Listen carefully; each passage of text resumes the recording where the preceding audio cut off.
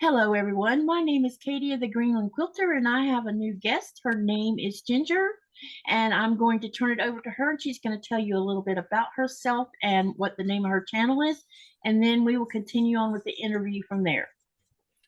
Okay.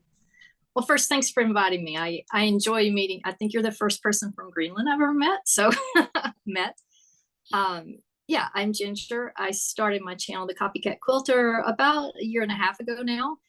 I'm not exactly sure why, except I really enjoy teaching and I love quilting, and I would love to be able to teach quilting like at conferences and things. So I thought, okay, I'll get experience doing that, making YouTube videos. And now I'm making YouTube videos and trying to maybe design some of my own patterns and things like that. So I named it Copy Cat Quilter because I don't like to make other people's patterns. I lose interest if I'm making a pattern strictly the way someone wrote it. So I love to look at patterns that I like, especially geometric things, and try to figure out how I can make it myself. I won't show any videos or anything if I try to make someone's quilt that's for sale. I don't want to infringe on anybody's pattern rights and everything. I look more at like old traditional quilts with the traditional patchwork and kind of pick that apart. And then from there, I've gotten into all kinds. I like the variety of quilting and the different things you can do. So usually my quilts don't run in any kind of sequence. I'll have a couple of patchwork and then I'll have a couple of applique. Lately I've been enjoying doing some improv things. So my grandmother quilted, my mother quilts, probably everybody before them did, because they were a pretty poor family, had 13 kids. My mother was one of 13. And, their family history runs back through farms and things like that. So I'm sure the women made a lot of their clothes. Whenever the clothes were out, they cut them up and made quilts. And, that's what my grandmother did too. Did you know my mother was one of 13? No, how about that? She was born in Jasper, Alabama, and that's where they were raised. Oh, wow. Okay. My family's from East Texas area, and I grew up in Louisiana. Cool.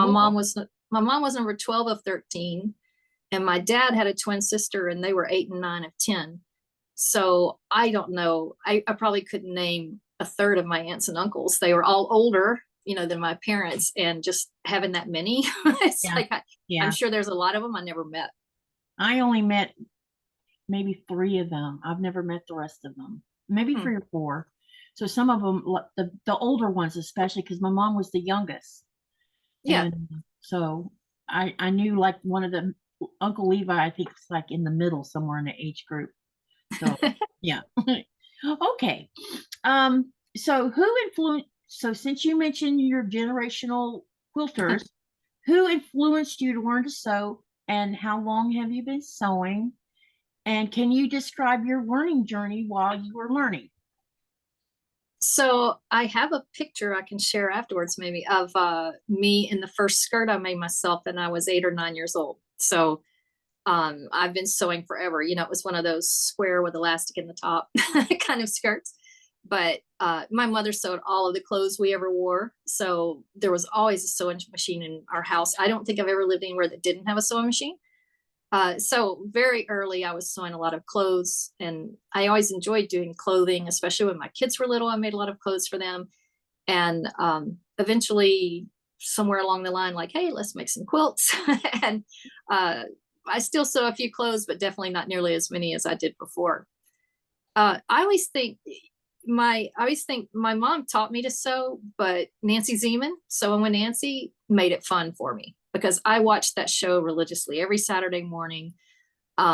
When she passed away, I cried like a baby because I felt like she was a close friend, because I'd spent so much time learning from her. And, she really influenced me a lot on just try whatever, just her education style and everything. And I just really enjoyed watching her. So I think she was a big influence, but obviously my mom had to be the biggest one. Yep. Sounds like it. Yeah. How long ago did you start creating beautiful quilts? Well, I don't know about the beautiful part, but I've probably been making quilts at least 10 years or more, exclusively. Like I said, when my kids were little, I made a quilt here and there, like crib quilts when they were born, things like that. But really the quilting bug probably hit about 10 years ago that's kind of the only thing I enjoy doing anymore.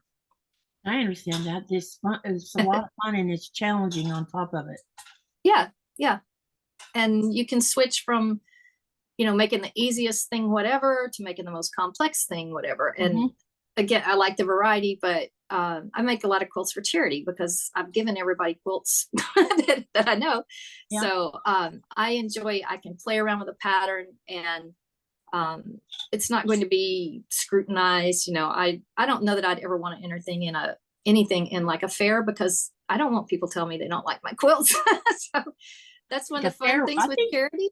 Sorry? I think putting one in a fair would probably be the best way if you're not interested in doing a big quilt show. But, I remember that, every fall we had a fair in the town of Lake City, and a couple times I entered some ceramic pieces when I was younger, and I think I entered a crochet piece of some type, but it was so long ago I barely remember it. But things can happen in those little fairs. Boost your ego a little bit. Yeah. I have thought about it, and there's one that's coming up here. Oh, it's in August, so I don't know that I have anything I would show in it. Yeah, I've thought about it back and forth, and it's just like, I'm not competitive. I don't like competition. Yeah. I prefer like collaboration and cooperation, and I don't want to compete. And even though you're not like head to head aggressively competing with someone, that's just, I don't get joy in that. And probably a lot of it's intimidation. I wouldn't want to get negative criticism. But, yeah, I hear you on that. It's usually just like constructive criticism. I watch Sean's channel, and he talks about when he enters thing, and he'll get comments about his binding or something like that. That's not really a massive criticism or anything. So I probably should just do it. You never know what'll happen. It'll be either way. You get the beauty of it is you get to learn something out of it. Yeah. And you'll know, well, okay, I didn't like this at all, so I'll never do it again. Or oh, it was kind of fun. Maybe I'll try one more. Come back a following year at the fair and see what happens. Because fairs are so tiny. Unless you live in an enormous city, they're so small that it's not too heavily competitive, I don't think. I mean, I don't remember it being all that competitive, and I was really young, and a couple things didn't get a ribbon, but one thing did, and that was cool. Yeah. Like I said, I should. And one of the guilds, I'm a member of a couple guilds. One of them has a big show in the fall, and they just opened registration for it. Oh wow! And I really feel like I should do it. I may have a quilt laying around that I would, feel good about putting into it, but I really should, just, if nothing else, just go see the quilts. I love to go see the quilt and find one of mine. Yep, some of those I'm going to be showing today for you. Some of them look great. I think they would be show worthy, but that's my opinion. Probably don't have any of those anymore, though. I think every one of those was a gift somewhere. Well, except for the one improv one. That one's staying with me. That won't be a gift anywhere.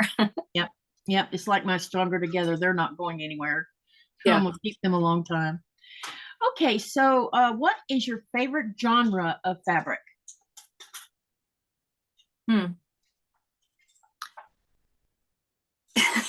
Is anti-designer of genre.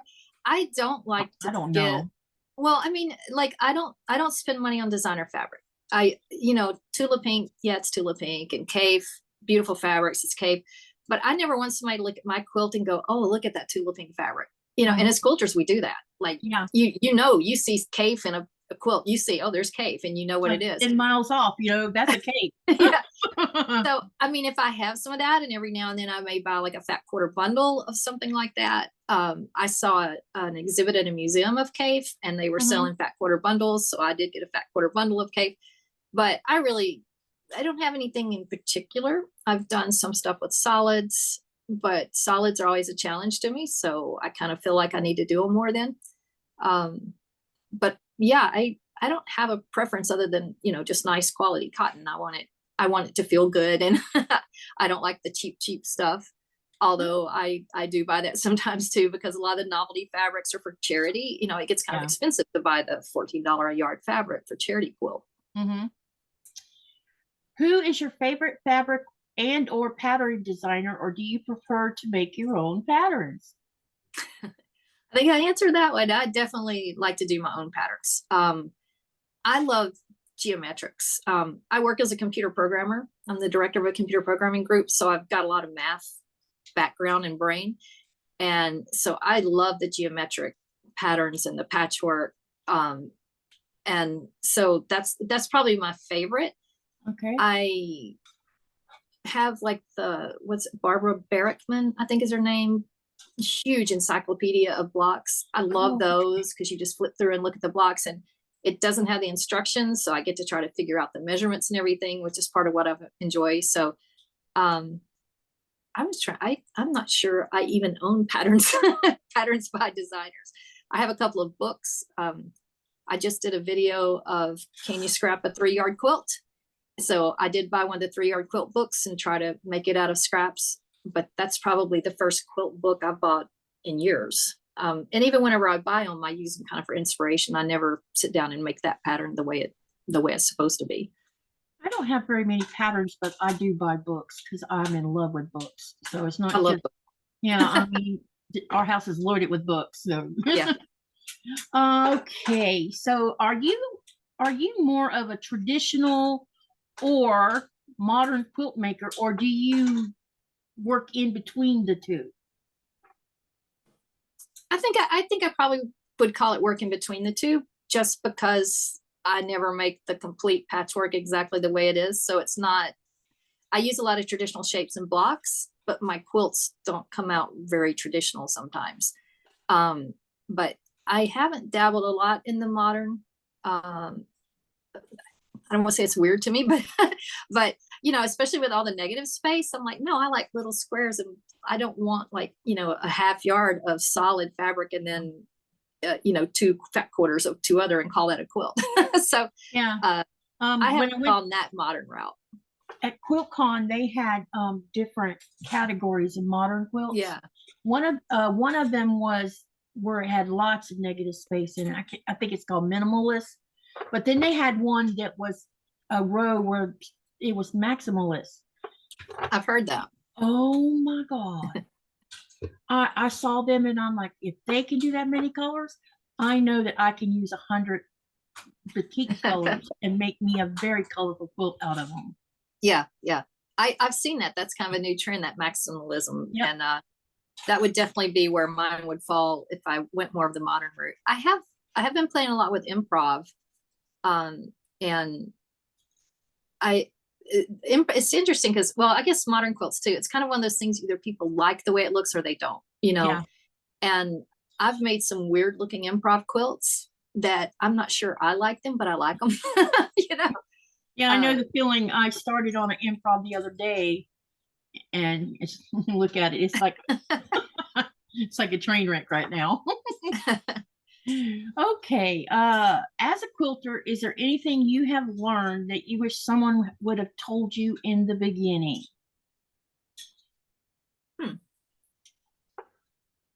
I mean, I think maybe just like I said, like just having fun.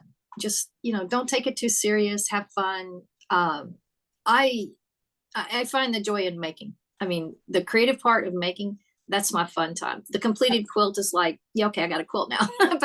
but I also could sit here and just sew fabric for days, and, you know, and learning that it's fun and getting past the idea that it's any one thing or that it's got to be perfect. I'm definitely a perfectionist in a way. And if I start something and I'm not good at it, I get frustrated.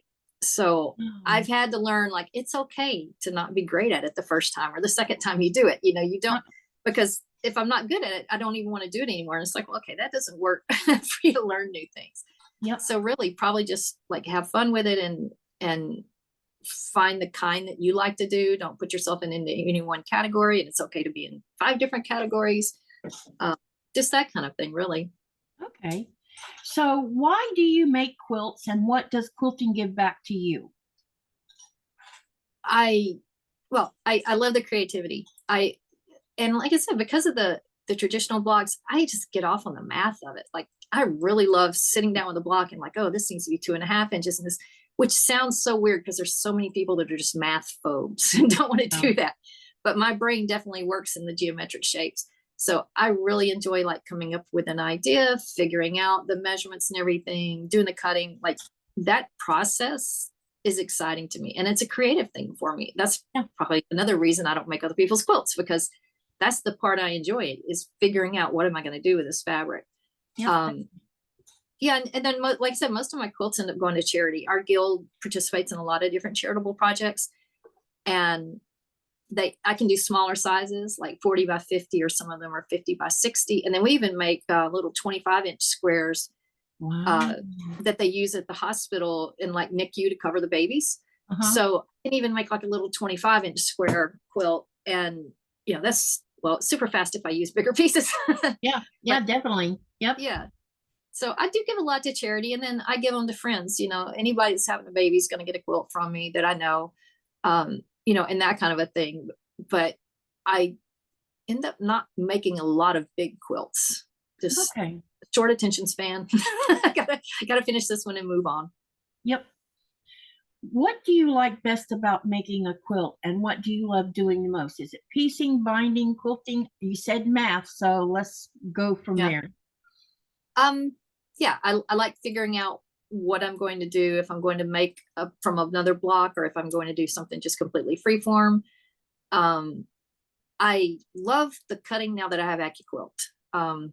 I used to just dread cutting, and I've got the AccuQuilt, and I've got the cubes with all those geometric shapes, and it's just like I can go to town with cutting now. And those it's precise. Pre-cuts are really cool. You know, I do the cotton cuts PMQs because they're easy to do to me.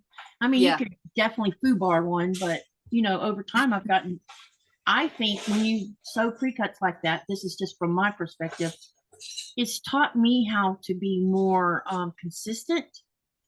And because I don't spend a lot of time trying to be Miss Perfection, I'm more about trying to stay consistent.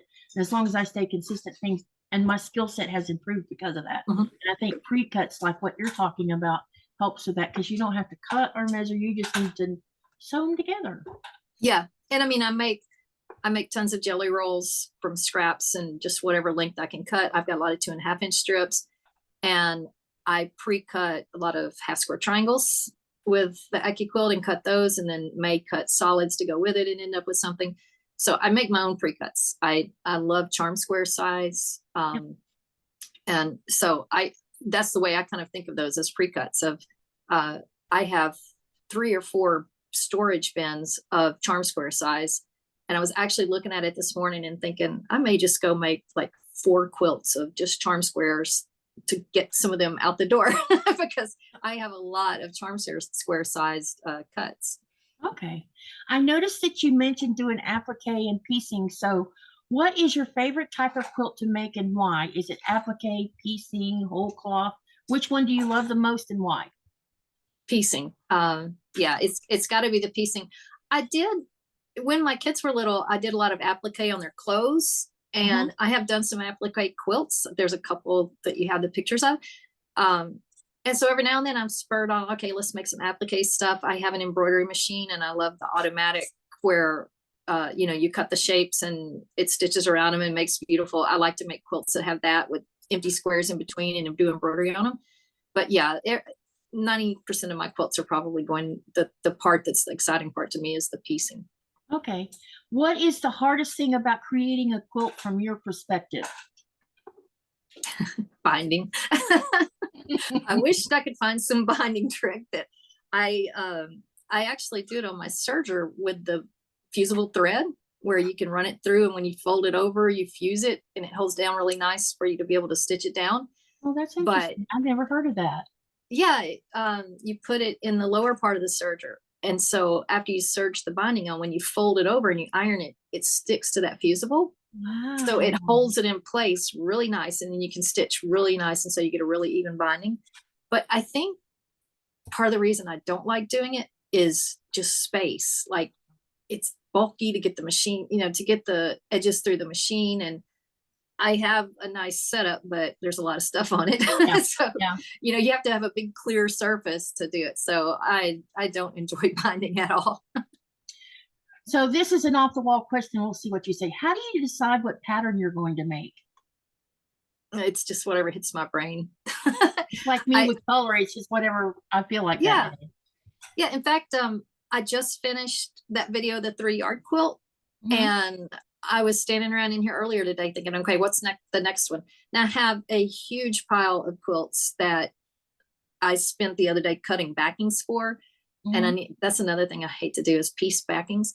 But I went through, I have 16 quilts that the tops are finished, that I need to like piece the backing, or I was going through and finding backings. And so now if I get those pieced, we have a lady at our guild that will quilt free if it's for charity. So a lot of my quilts I'll take to her, but I'm trying to decide which ones I want to quilt myself. But once I get that backing done, so I kind of got that like, okay, it's ready to go. It's not done, but it's ready to go. And I was standing here thinking, what's my next quilt going to be? I'm not sure. So since you brought up you had 16 quilt tops, how many quilts do you have that are finished? Oh, I've lived in this house right at 5 years now. And it was probably a year after we lived here. Actually, it was a year and a half or two because of COVID, that I joined a guild. And since then, I've probably made 40 or 50. Nice. Yeah, we have show and tell every month when we meet, and I always have at least 2 or 3. And those aren't the ones that I give away or make for other people and everything. So I make a lot of quilts. Awesome. Do you name your quilts or do you label them? Or do you do both? We're supposed to label, right? Yeah. The charity quilts that I make, our guild has a label and they don't want you to put your name or anything. So I put those labels on that one because they give it away, and our guild name is Turtle Creek. So it says Turtle Creek Quilt Guild. That's hard to say out loud. And then on the ones that I make for people, I try to make a label to at least say who I am and like why I made it for them. Maybe half of them end up with that. I made one of those temperature quilts where you do the high and low temperature every day for a year. My grandson was born New Year's Eve, so I did that for the whole year, his first year. And you can believe on that, I had a very elaborate label on the back that said, each color represents 5 degrees, and and it's every day since he was born. And because that one is like, if you look at it, you wouldn't know what it was. Yeah. If you didn't know it was made from the temperatures. So that one definitely got a big label. And I guess it depends on like how special it is, who I made it for, how much of a label I'm going to put.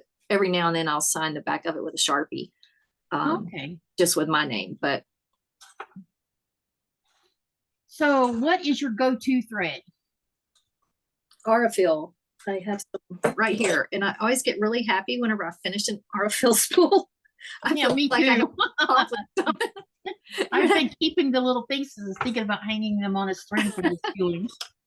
So I'm not the only one. I'm not the only one. Whenever I finish one of those, I felt like I have accomplished something. Like, oh my God, that's a lot of quilts. Wow, I sewed a lot, Yeah. Exactly. Yeah. Yep. What is your go-to sewing machine? I have the FOF. That's my the one that stays out the most is that FOF. And I learned on a FOF. One of my first real machine, as in cost a lot of money, was a FOF. And sewing with Nancy. Nancy sewed with a FOF back in the day. And I'm like, if it's good enough for Nancy, it's good enough for me. Yeah. So she even influenced my sewing machines. And because it has that dual feed, it pulls the fabric, and you can like pull against it and it's still going to go right. So I find whenever I'm sewing on other brands of machines, I'm pulling too much and I can overcome the machine. So the FOF is good to keep control. But I have a Viking with the embroidery on it. And if it's out and I'm doing embroidery, I'll piece on that. I have one of the old Singer Featherweights, antiques. That's my one to take whenever I go places. And sometimes I just put it in here. And to me, the old featherweight sounds like what I remember as a kid. It just has like soothing sound, and it's not an LED light, so it's not like stressful on your eyes. I have a couple of baby lock machines, but that's a serger. And then I have one of the Sashiko machines that does that Sashiko stitch. Yeah. I've done a couple of quilts with that on. That's really cool. And I have a baby lock long arm on a 5-foot frame. Oh, nice. So I think I've got a whole lot of machines. Yeah. Well, every now and then I Someone the think other about day like, told me he had 12.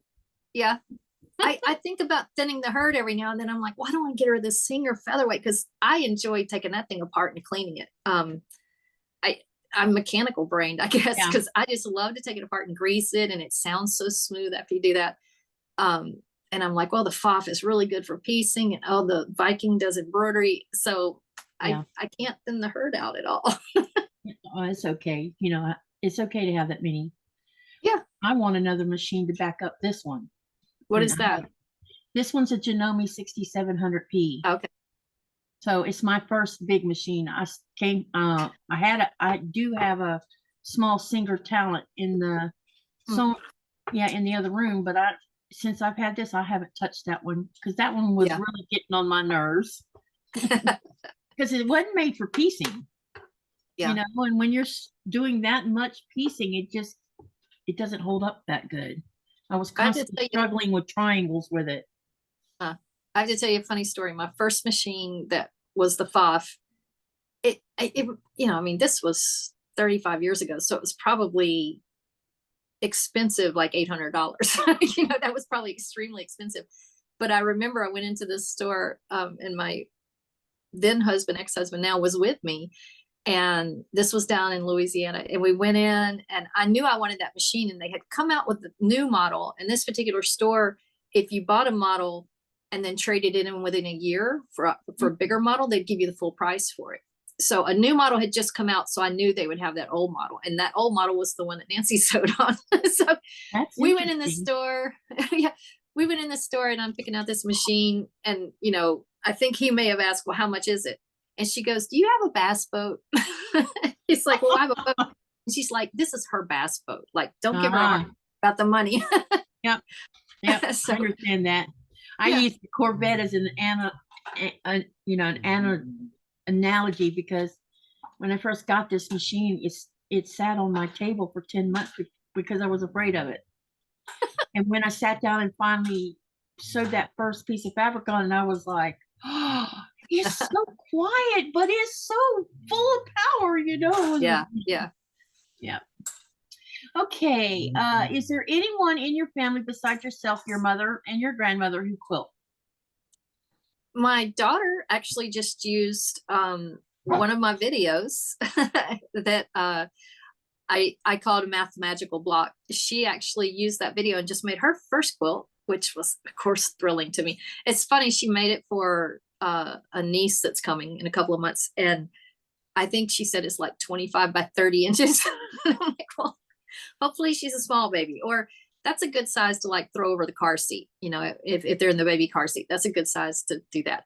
But put it on the floor and lay the baby on it, you know. Yeah. When they're not rolling around yet. I guess not. I guess I have a sister, she doesn't touch a sewing machine. My brother has an art degree, and I think he and I both are, it's funny, we argue about what's art and what's craft.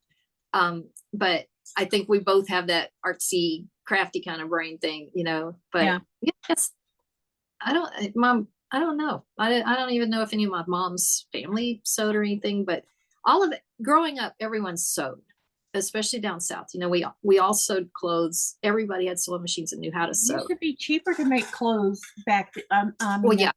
When I was a teenager, you know, I used my mom's sewing machine because I got the bug from a home economics class. You know, my mother made our clothes too, so I was aware of the machine, but I didn't realize it would be so much fun until I took home economics class, and we were making a apron and some pillows or something, I think. Yeah. I got the bug, and then because they joined this church where we couldn't wear pants anymore, and when you go buy a dress, one dress would cost $50, but if you went into their big full sewing store that had everything you can imagine in there, you could make 3 dresses for that price. So I learned how to sew, and I was making all my clothes in my teenage years. Yeah, skirts are pretty easy. I mean, depending on what kind of skirt, but I went to school that required dresses too, and you know, you could go buy shirts easy enough and just make a little shirts easy, but dresses are expensive. Yeah. And then I went through this little thing where I don't know why I wanted one so bad, but I wanted a button down the front dress. Okay. Full button down the front. Because I Yeah. was an itty bitty girl. And there's no back then there was no such pattern. And I was friends with one of the church ladies, and she was a seamstress or a sewist. And I said, I know you design your clothes sometimes and your daughter's clothes. Can you help me figure out how to make a pattern where I can make a button down the front dress? A couple hours later, I had a pattern with a button down the front dress. That's nice. Yeah. Yeah, because she just knew how to do that, and I didn't because I was so young. Yeah. Okay, let me see here. What other hobbies do you dabble in, and do you spend as much time on them as you do making quilts? Okay, no on do I spend that much time, because I actually have a lot of other hobbies that get totally ignored. I love music and I play several instruments. I used to play for our church team. I played keyboard for that.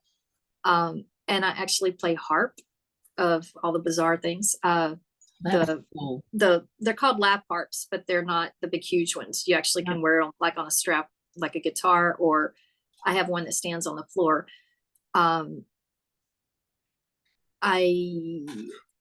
Let's see. Well, I do knit. I like to knit in the wintertime when you're sitting and watching TV and you're bundled. It's like knitting in the summer just doesn't seem right. Yep. Yeah. That's probably about it. I do grow indoor plants, because that's the first thing I noticed when you came on today. Oh, got planks in the house. It's funny. We live in a townhouse, and so we have windows in the front and back. These are the only windows in the house that get sunlight or enough brightness, other than like the kitchen. And I don't want to take up kitchen floor space with a bunch of plants. So, yeah, this is the plant room. But I work from home completely, and it's also my office, which is the only thing I don't like. Is I've got work and play sewing all in the same room.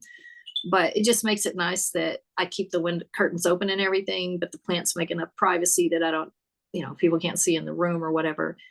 And I'm sentimental about plants. Several of these are ones my dad passed maybe 4 years ago. And several of these were gifts that people, gave us at the funeral. And so I always feel like compelled, I have to keep those alive. Oh, they're beautiful. Thank you. Okay. You mentioned it earlier, but I'm going to revisit it again. When did you start your YouTube channel? What were your goals in the beginning, and how has that evolved over time? I know you haven't been doing it too long, so you may not had that many. I had a few goals, but not very many. I don't tend to be a very goal-oriented person. Again, I think, I have some ADHD, I think. So I can't stick with, let's get to this goal. So I don't make a lot. I really did start it. It's kind of funny because my daughter made fun of me about, I want to be able to teach when I retire. I want to be able to teach at conferences and things like that, and for guild meetings. I would really like to do that as a source of income, but also just, I really enjoy sharing quilting and I enjoy teaching. So I told my daughter, like, I wanted to write some books and, get my name out there, because to be a teacher, people have to know who you are, at least see your work. And then somehow that pivoted into, well, let's do a YouTube channel and teach tutorials. And now I'm back to, like, I have an idea for a book, but I think I'm just going to do a digital course instead than making it into a book. But I really wasn't sure what the channel was going to be, except, and I actually got some criticism, of course, people are going to criticize, saying, oh, I had someone say I'm taking food out of the mouth of designers' babies. I'm like, okay, first of all, I don't do anybody's quilt that's for sale. I will not do that. I completely respect they put their time and energy to it. And so really helping people try to figure out how to make, shapes and be able to figure those things out for themselves. Yeah. But then I also found a lot of people, even after the video, and I'm talking about how to do it, and I even give the instructions, I'll get asked, do you have a pattern for that? And it was always funny on Facebook, whenever somebody shows a quilt, even if someone says like it's an improv or whatever, 5 of the comments will be, is there a pattern? And I always thought that was so silly on something like a 4-patch. Like, come on, it's a 4-patch. So, but now it's just kind of turned into just trying different techniques and just, you know, showing what I'm making. And it's been popular. I mean, whenever I look at those analytics and stuff and think, you know, I don't remember the last number, but I remember when it hit like 10,000 watch hours, I was like, oh my God, people have spent 10,000 hours watching stuff that I presented. That's an incredible feeling, you know, that to feel like people enjoy that. And when people leave comments, that just thrills me that somebody got something good out of what I presented.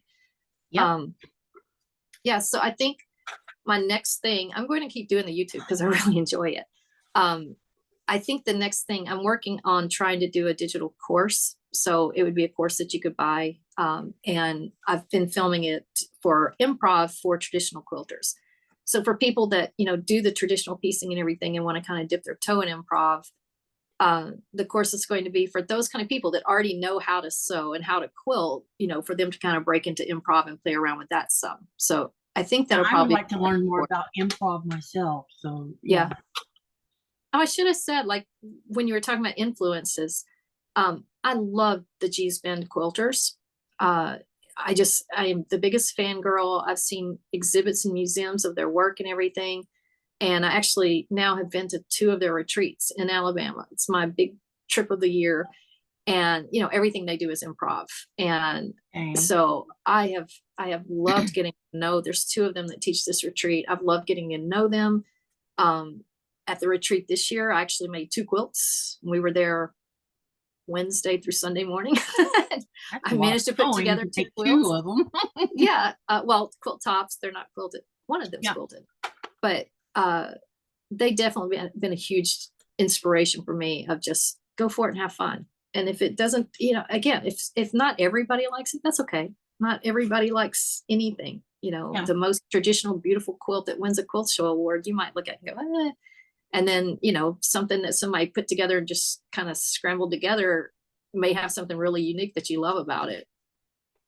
But yeah, I should have said their names because I am the hugest fangirl. Like, I mean, I like get excited and shaking when I get to meet them. The retreat has about 40 people and they do it 3 or 4 times a year. And so, you know, you get to spend a lot of time with these 2 women individually. So fun. Oh God, it's wonderful. I've never been to one. This was my first year going to QuiltCon when I went. Okay. Okay, so what we're going to do right this minute is we're going to take a short little break from questions, and I'm going to share the screen, and we're going to talk about some of Ginger's quilts, and it's like a little mini truck shows what we're going to do. So let me share the screen.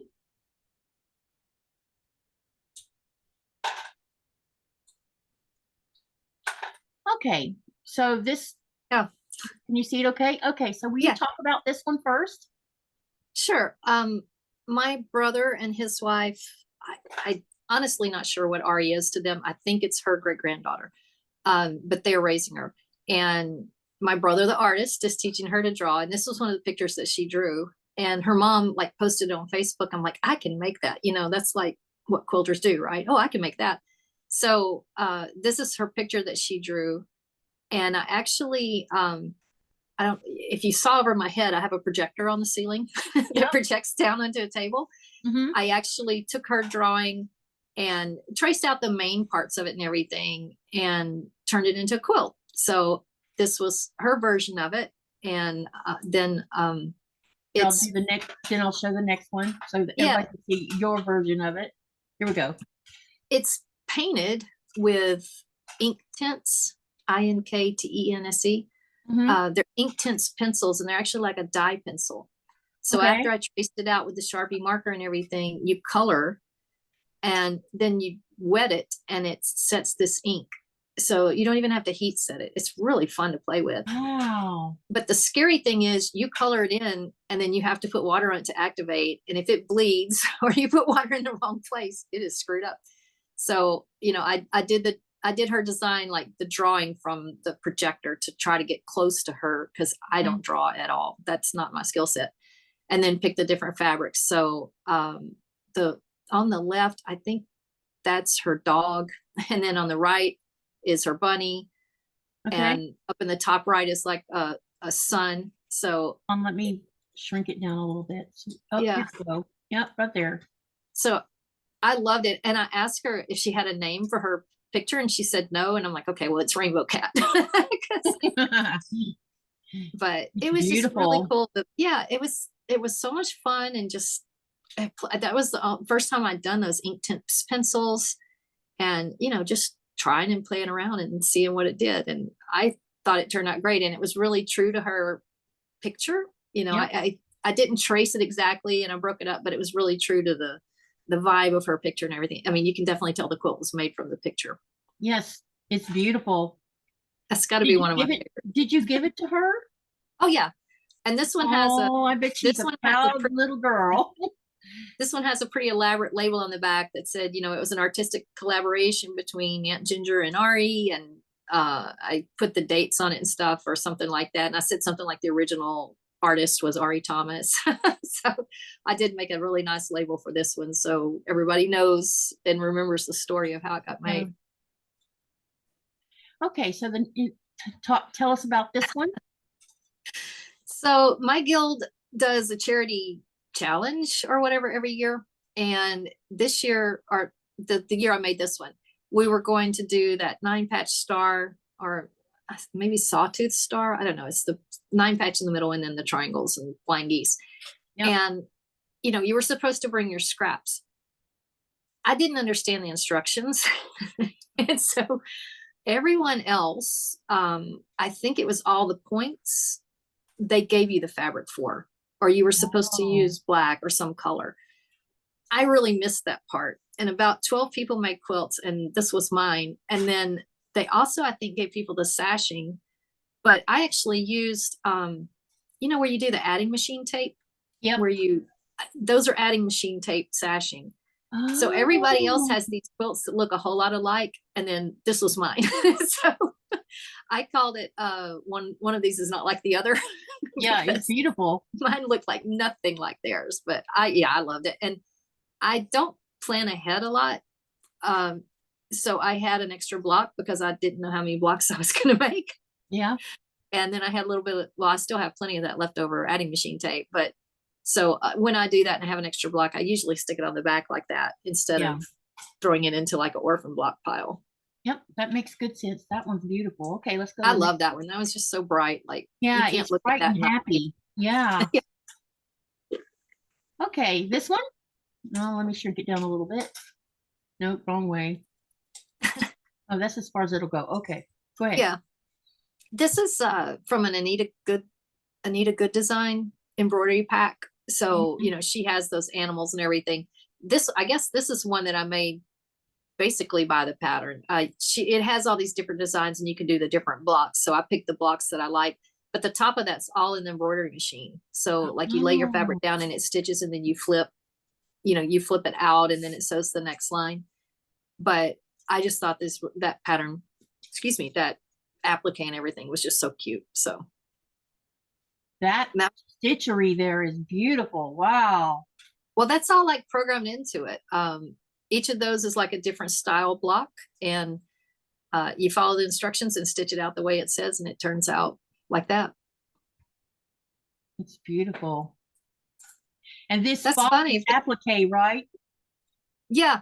Well, I also have the Brothers Scan and Cut where you can cut your fabric. And so like it has the file to do that and cut the fabric for the applique, and then you lay it down and it stitches around it. Wow. I'm a real tech geek.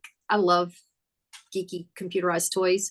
So to be able to like do something on a computerized machine and use the scan and cut to cut something out, and I downloaded files for it. I think of those as like my techie quilts, but I enjoy that challenge of making all these different machines talk to each other.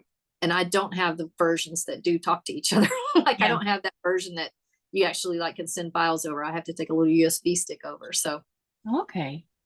All right, let's do the next one. Tell me about this one. I went to a conference in Dallas and took my mom.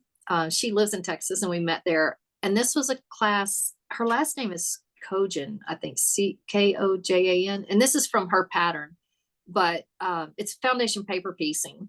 So you print out the paper and then you flip and stitch the stripes or the strips for it.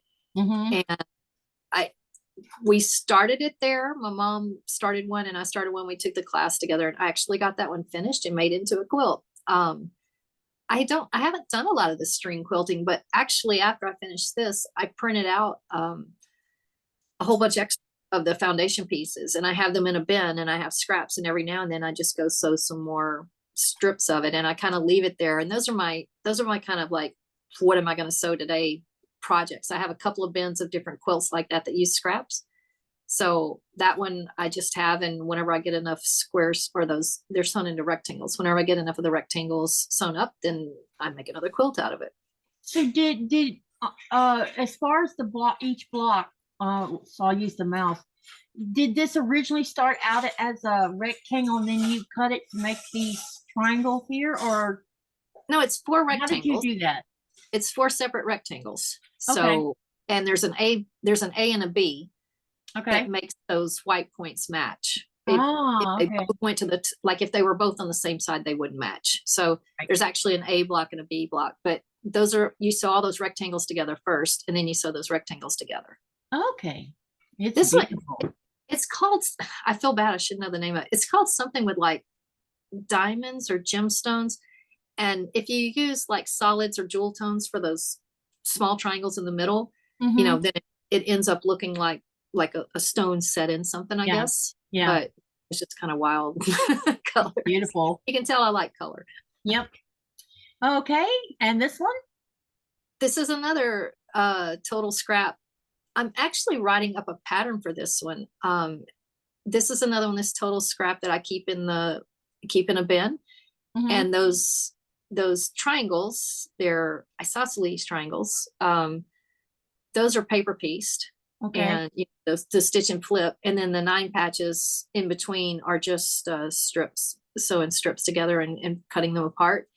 And I keep some of those, and every now and then I'll go sew a bunch more of those triangles together, or you know, and when I get enough, I make a quilt. I'm writing this into a pattern, and like if you scan back out, the borders are straight and it cuts off part of the star. Yeah. So the pattern that I wrote, I'm actually continuing the triangle out into the border, so the stars will be complete, and it looks really nice. I have almost finished the sample for it, and I need to do some cleanup on the pattern, and I'll have that one ready to go. It's gorgeous. Oh, and it's a good way to like burn off your scraps, you know. Yes. I mean, I keep it going. I throw scraps in there all the time, and just every now and then make some blocks. So this was one of my G-spin quilts that I made at the retreat last year. And I took colors that I don't normally work with. You know, I have to fly down. I live outside Philadelphia. And so I take fabric, and I just can't take everything, you know. So I took this fabric, which is a challenge for me, those colors and solids. And I'm like, I'm just going to take that, and I'm going to have to use it because it's what I have there. And they have huge bins of fabric that you can use, but I wanted to have something myself. So that's completely improv. I just did a bunch of strips and sew them. And then like the green just kind of fills out a block if it needed to be bigger, so it would match something else. Those triangles around the edges, I was playing around with just taking like huge strips and cutting them to make the triangles so they're not even or anything. If you go back in really close on this is one that I did on that Sashiko machine. And so it looks like hand stitching. I was wondering if you had, yeah. I was wondering if you used your sewing machine to make that big stitch, or if it was a Sashiko. That's the Sashiko machine, and it mimics a hand, because they hand quilt everything, and I'm like, that's not my thing. But that machine does it, and it's a smaller machine, so it's kind of awkward to get a big quilt in. But I really wanted this one to look hand quilted. Well, it's beautiful.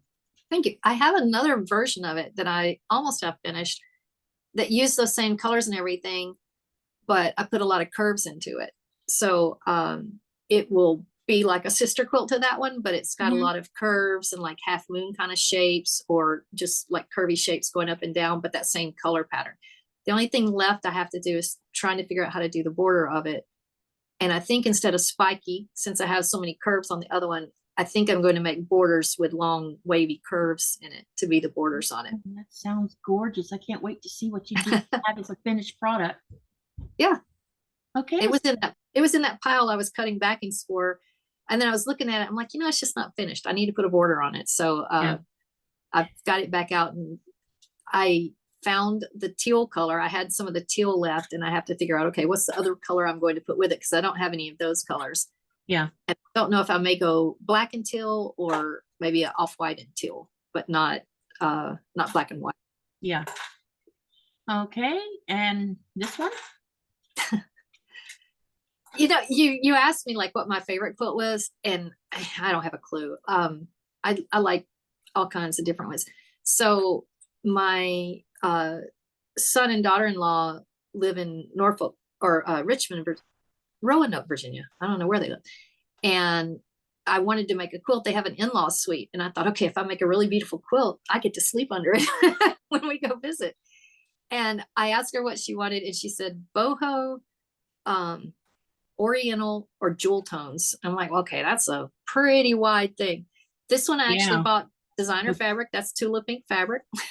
I was going to ask if it was Tula Pink or I forgot what, Liberty stuff. It does look kind of like Liberty, but this was Tula like Liberty to me. Yeah. And my quilt shop, I went in and they had this pattern.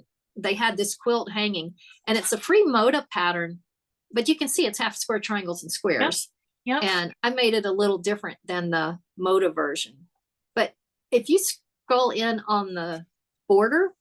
I was about to go there because I just saw that border.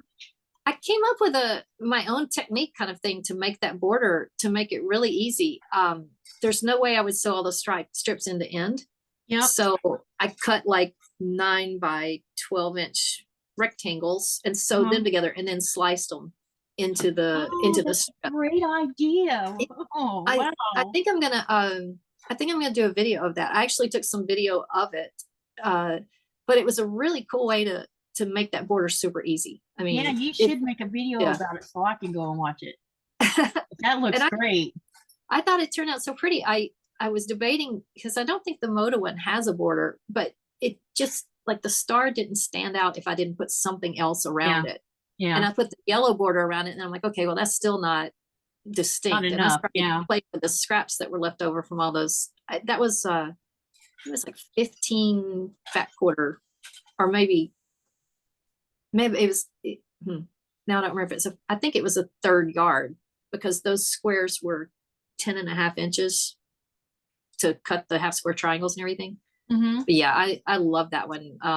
It's big. It's almost king sized, and I get to sleep under it sometimes. I used a nice batting in it. Now my friend that does the charity quilts, she will loan out time on her machine too. And I couldn't have done this on my short frame, or I wouldn't have. And hers is computerized. Quilting. Yeah. Hers is computerized. So we just picked an edge to edge pattern on it. And she let me come over and show me how to do it. And we played with that. But yeah, that's got to be one of my favorites. That's an exceptional quilt. It's beautiful. It gives me ideas of how I could use cape in that manner. Yeah. And then I have several fat quarter bundles, and I'm still like sitting on them because I don't know what I want to make out of them. Yeah, I mean, it's super easy. Like, for that big of a quilt, I think I counted up, and I may have spent like 4 hours piecing it. Yeah. Because it's giant squares and then giant half square triangles. Yep. And, and figuring out, okay, well, I need this many of that square or things like that. But still, the Moda pattern was really similar to this. If it's not the same, it was really similar. So it was easy to just say, okay, well, I just need some pointy things here. And well, it's beautiful. Okay, let's go to the next one. This was one of the first ones I made with AccuQuilt, and I don't buy their block on board dies. I like to. Oh, there's batiks in this one. Yeah, that whole thing is batiks, and then I think a Kona background. And I just figured out the shapes and made those triangles and the square and a square, using the AccuQuilt things. So it's similar to Storm at Sea, but it's not exactly Storm at Sea. There's different variations of Storm at Sea anyway. But yeah, so this was one of the first ones I did with AccuQuilt, and just figuring out how to make those shapes. It's beautiful. Yeah, and I'm in love with batiks. If you look up to the right, it's the funniest thing. I looked at this one day, that log behind it. I have that quilt. yeah, the log cabin up. That's actually, I think, my first quilt ever made. I have it. Wow. So was the idea of the red like an accent block, or you just wanted one pop of color and all the other cooler color? Well, a traditional log cabin has red because it's supposed to be the center of the home is the hearth. Right. So the old traditional ones had red in the center. Oh, I did not know that. And wow. This was a Sewing with Nancy project because she was showing how to do the strips for the log cabin strips and everything. And she probably told that story that the traditional way is to have the red in the middle. So I had to make the red in the middle because that's what Nancy said. Okay. But it's funny. That's like one of my newest quilts. And then I think it was probably my first. There's one other one that they both were around that same time. So either that log cabin or the other one that I have is my very first quilt. Okay, now we have this one. This is the last one of your pictures. This is so cool. That was another projector pattern. I found a pattern for something really similar to this, a quilt pattern. And I liked it, but I didn't like everything she had. So I used my projector to trace the peacock's body. And that was it. The rest of it I made up. Yeah. And it was for a friend. I have a friend that's from Russia that I guess peacocks are kind of a good luck symbol, or, it's just kind of a thing. And she had a baby. So I wanted to make this for her. And then just threw half square triangles around the edges of it. And I did the long arming on that one myself. And, that kind of freestyle bouncing around the feathers was new for me. And then used the rulers to do the crosshatch. It's beautiful. Yeah, I thought that was pretty. Yep. Okay, so this is the last of the trunk show for now. And let me stop sharing the screen. Okay, now we'll get back to questions. Now we're going to have a little fun. I call it rapid fire. I did get it out. Hang on, let me pin you so that everybody can see it in the video. Hang on one minute. Okay, here we go. Yep, that's gorgeous. That's funny. I just see on my binding, I've got binding falling apart over here. Oh. We'll hang that back on the wall. Sometimes that happens. Yeah. Okay. So what is your favorite guilty pleasure? And that does not have to relate to quilting. Guilty pleasure. My first answer would be chocolate. Okay. I don't eat a lot of junk food, or try not to. But yeah, every now and then you just have to have chocolate. What is your favorite? Oh, well, I'd say the other hobby I have is I love riding my bike, and I got an electric bike 2 years ago. I got the electric bike because I live in an area that's really hilly, but we have a lot of great bike trails. So I think of that. My friend and I are going on a bike tour in Vermont next month, and she has an e-bike too. We're the same age. It's one of those kind of glamping things where they have the van to carry your stuff, and you stay in bed and breakfast. If you don't want to ride, you ride the van. So really, that's a guilty pleasure because I got their catalogs. It's Vermont Bike Touring is the name. I got their catalogs when I was a teenager. So that is how long I have wanted to do one of these bike trips. And, it's like I'm finally able to afford it. They're not cheap. And I have a friend that wants to do it with me. And now that we have e-bikes, you don't have to worry about not being able to make it up the hills. Yeah.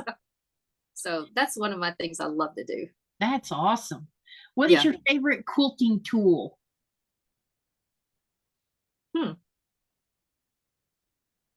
That's interesting. I have I like these little, the ones that you put I think it's called a rotary saver. Yeah. It's got a blade in it, and you can do for the chain piecing. It was that close to me. I don't work without it. Probably that. And I have I like pretty tools. So I have like a pretty the seam ripper with a stiletto on one end. It makes seam ripping a little nicer if you have something pretty to do it with. Yep, definitely. Okay, what quilting item do you wish you were the inventor of? Rotary cutter. You'd be a pretty wealthy person. And I just heard a cool podcast about how rotary cutters started. So yeah, it would have been nice to come up with that, because those weren't even around in the 70s. I mean, they're new since the 70s. So, and now what quilter doesn't have a rotary cutter, Exactly. What was your worst quilting disaster and were you able to resolve it? I don't know. Because even if something doesn't turn out nice, a lot of times I'll go ahead and finish it up and donate it to charity. And I don't want people to think I don't take pride and try to do a good job, even if it's a charity quilt. Like, I still want to always do a good job. Yeah. But if it turns out kind of wonky or weird, I don't feel bad about finishing that for charity, because a lot of them are going to little kids and foster care and things like that. Nobody's going to judge that quilt and go, that's kind of wonky, you know? They're going to be busy enjoying it. Yeah. Yeah, there's been a few techniques I tried. I saw this one not too long ago. Now that I look back at, because I still have the squares, I don't even know what the goal was, but it was like strips on some kind of stabilizer. And I didn't like it. And they're still over there in the box and they won't ever get used. In fact, I saw them the other day. I'm like, why don't I throw those away? They're like 3 8x10 pages. Like, why am I still holding on these when I hate them and I'll never use them for anything? You could always give them away too, you know? Yeah, somebody, but it's like, it was so long ago. I don't even remember the technique, and it's still got like some of the paper on it. And I'm not sure what it's not like foundation paper piecing. It was a sticky paper. So I don't even know what you're supposed to do with it. I'm not sure what it was supposed to be. It's not freezer paper, is it? No, it was like a sticky stabilizer, like you would use an embroidery machine. Yeah. But it was kind of a weaving thing, and you stuck it down to that. So you're probably supposed to go back and like top stitch over it and then pull the paper off the back. Oh, okay. That's interesting. Yeah, it just wasn't working. What would you like to do in the world of quilting that you haven't done already? I want to, I was going to say, I want to teach. I've taught a couple of class, like 1 or 2 ever. But yeah, I want to teach. I especially, yeah, well, especially people that are just getting into quilting maybe. And just like I said, learn the fun side of it and not be stressed about it and just learn to enjoy it. I want somebody. Go ahead. Well, I was gonna say, if it stressed me out, I wouldn't do it. I have an extremely stressful job. I don't need more stress. So, if it didn't bring me joy and I didn't just relax and enjoy doing it, I wouldn't do it. And I want other people to feel that way, because that's when you really get the joy and the bug. It's when you just really can enjoy it and have fun. For me, and I think a lot of people, especially beginner quilters, could really learn from that. Just have fun. If you could watch anyone quilt their quilt, who would it be?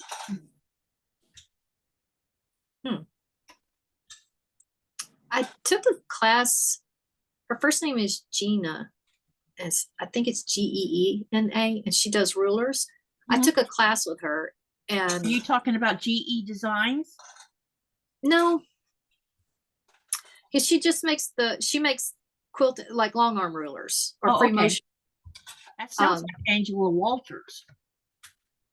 She's similar to her, but I feel terrible. I think it's Geena, and like her last name may start with a P. Okay. I took a class with her and she showed us techniques, but it would be really cool to watch her do a whole quilt and just see how she figures out where she's going to do what things. It's never just edge to edge. She's always doing like the custom quilting. So that'd be fun to watch her do. Yeah. I love to watch the handy quilter videos. For their arming. I learned so much stuff from them and see techniques that I want to try with them too. If you weren't a quilter, what would you do? It would be music or some kind of other arts and crafts. I've played around with, I like bookmaking. I've made books, like bound books and things like that. So probably some paper craft kind of things. Okay. It's still with your hands and, still you end up with some creative product. Yep. Tell us something about yourself that might surprise us. So I said that I like to learn new things and just like I like the variety. So one of the weird things I've ever done probably is I've owned alpacas before, and I didn't have them like on a farm myself. I boarded them somewhere, but I actually participated in shearing them and carding the wool and spinning it into yarn. So I learned that whole process. I bought a spinning wheel off of eBay, and then after I did it twice, I sold it on eBay for the same amount I paid for it. And I made enough yarn. I knitted a little washcloth about this big. And then I was like, okay, been there, done that. But how many people have shorn alpacas? Yeah, not very many. Spun their wool into yarn. Yep. Okay, so what is your favorite color and why? I like green. I have green eyes, but I like green because, and it's a silly answer because all colors are this way, but green can just be so many different things. You know, it can be Kelly green, grass green. It can be sage or like a darker green. You know, for me, I just think green is cool. But then like red has the same thing and blue has the same thing. But Yeah. I love nature. I love plants. So I'm sure that feeds into the green thing too. Yep. What 5 skills should a beginner quilter learn about to help them become good quilt makers as they're learning? Wow. I think. Well, have fun doing it. I really think that's important. If you have fun doing it, you'll love it. You'll keep doing it. Yep. If you don't learn the fun part, it's never going to catch because it's just not fun. And I was thinking about, I never learned a lot about the 1/4 inch seams until I got AccuQuilt. You don't have to if you're making certain kinds of things. Like if you're making a log cabin, it doesn't matter if they're not 1/4 inch because as long as they're pretty consistent, it's going to end up going around anyway. Yeah. But learning that skill, learning that precision really is good to have for the patchwork and like the traditional shape kind of geometric quilting. Learning a 1/4 inch is good. Okay. And get in a community. Don't quilt alone. You know, get into guilds or take classes. That was the only good thing that came out of COVID probably was now you can take classes wherever, you know, and I watch classes from San Francisco and things like that. So, and if you get into people guild, it's just so much more fun to share with people. You know, people think of it as solitary, and it is at times, but then you can also have that big community side, go to conferences, things like that. You know, that's another thing that makes it fun for me. But then you get with people that appreciate what you've done. You know, somebody can look at a quilt you made and they know how to quilt. They can appreciate, they know the effort that went into it. And that gives you that boost to, you know, just that you feel a sense of pride that you accomplished something and someone else recognizes it. Oh, that's good advice. Yeah. Okay, what suggest 5 tools that every beginner quilter let me try that again. Suggest 5 tools that every beginner quilt maker should start out with and why. Good rotary cutter. I have it handy, of course. I like the Quilter Select. It's one of the heavy ones. It makes such a difference if it's kind of heavy in your hand than if it's lightweight. So a good rotary cutter. Doesn't have to be that brand, but just a great rotary cutter and good blades. And a good size mat, not a little tiny mat where you can't like cut a big long straight thing. And of course, some rulers. The one I use the most is probably like a 6x24, and then I have a small square one. Because you're either cutting something kind of big or small, but those are good sizes. A good sewing machine. Don't go buy buy the best machine you can afford. If you go buy the cheap one, you're always fighting with tension and things, and you think it's you and it's not you, it's the machine, you know? And so buy the best machine you can afford that is going to do what you want it to do. You know, I didn't start with one with embroidery, but then when I got interested in embroidery, I went up. But people ask, oh, what's the best machine to start with? Go to a dealer. Go to a dealer and get one so they'll teach you how to use it. You can take the free classes. But, you know, don't go buy the Walmart brother for $99 because nobody can fix it for you. And if the tension is screwy, you'll think it's your fault, and it's not. It's just a machine. The machine is limited on what it can do. Yeah. Was that 4? Yep, I think that was 1 4. more. Yeah, probably, you know, decent fabric. Like, don't buy the cheapest fabric. Again, it's what you can afford. If that's what you can afford, that's fine. But, you know, buying a good quality cotton, quilting cotton, it feels so different, and it goes together so smooth and presses so nicely. You know, don't skimp on those kind of things, because those are the things that really can make it successful or not. Yeah. What advice would you give to a beginner quilter? Well, especially if you're learning, find a quilting buddy or even find a YouTube channel that you love that you can really learn from. It's hard to learn to do it just by yourself. Yeah. Even watching, I mean, I learned a lot watching Sew and Nancy, but having someone that can help you like that, or it was one-sided, but she helped me a lot. Um, you know, if you now it's so much easier. Go to YouTube, find an instructor you like and learn that way. And don't just try to do it from a book or, completely by yourself. Yeah. You can do that, but you can just, it's so much easier to watch somebody. For me, it's so much easier to see it visual and people give you hints and clues as you go. My daughter-in-law that I made that big star for, she wanted to learn to quilt. And I loaned her one of my machines for a while and she just brought it back and she's like, I just can't. Because she doesn't have a lot of time. She's got 2 small kids, but I should have given her a list of go watch these channels because they're the ones that can really inspire you and you can learn from. Yeah. But I think it's really important to have somebody that can help you, even if it's a video. Yep. The last question is, do you have advice for any quilter of any skill level? Try different stuff. My mom is a great quilter, but she's one of those people that buys the color fabric that the pattern has. She does the pattern. She follows exactly, and that's her thing. And she's great at it and she enjoys that. So that's good. For me, I would think, and it's my bias and it's not true, that I would think, okay, well, try something a little different, but she doesn't want to do that, So maybe it's just kind of like find your lane of what you enjoy the most, but also try some other stuff now and then to kind of stretch your skills. And you might like something else too, and you just don't even know it because you haven't tried it yet. Yeah, exactly. Okay, so that's all the questions I have for you. And I appreciate you coming for the interview and thank you for that. And again, tell everybody about your channel real quick. And also, if you go live, what nights you go live or what kind of schedule do you have with your YouTube channel and quilting? So it's called the Copy Cat Quilter. And I actually have started a store called Ginger Tea Quilt Company that I'm kind of blending into it. My channel is all kinds of stuff.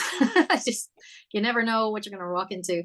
I don't go live. I haven't done live before. I've been live on some other people's, but I've never done a live myself. And as far as my schedule, it's whenever I get a video out. And I want to be consistent with that, but I'm not. I have a full-time job. I really struggle to try to be consistent with it. So it's just kind of when it happens.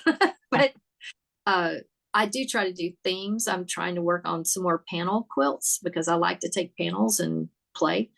I have one right now that I'm trying to do for my son, and it's a huge Bigfoot panel that I'm probably going to put on my channel as I start figuring out just how I'm going to do it. And I do want to show you because I have it here and I was trying to do it this morning and it's not working. He has a little Siamese kitten that he got in January and she was feral. She was a rescue and she still does not let him touch her. So she is like the boss in the house. She will come up and rub her head against his hand. But if he moves his hand, she runs. So on this quilt with Bigfoot and all these other, they're called crypton, which I wasn't sure. They're like mythical monsters. I'm going to do a paper piece of a Siamese cat. Yeah. And I haven't done paper piecing. Oh, wow. Look at that. And I mean, this one's like really elaborate. I started this morning. I'm like, and I'm going to put this a block in the Bigfoot quilt. So Truffles will be on the quilt. But I started it this morning. It's not working. So I'm going to blow it up a whole lot bigger and it'll be a bigger block, but I won't have pieces that are, a quarter of an inch. It's ridiculous. So anyway, that's something I plan to do on my channel, but I would like to get more consistent with it. But right now they just hit when they hit, but I really enjoy it. And I've gotten a lot of traction. The more videos you have out, the more people go watch and everything. It's really encouraging to see your channel grow like that. Yes. And come up with more ideas. Exactly. So thank you for coming. Make sure if you have not been to Copy Cat Quilting, go over to her channel. I will post it down in the description box so you can find her easily. and go over and subscribe to her channel and watch some of her videos and like them and show a little love. I'm sure she'll appreciate that. And remember to live, laugh, love, dream, and create from all of that. So have a great day. Bye, everyone.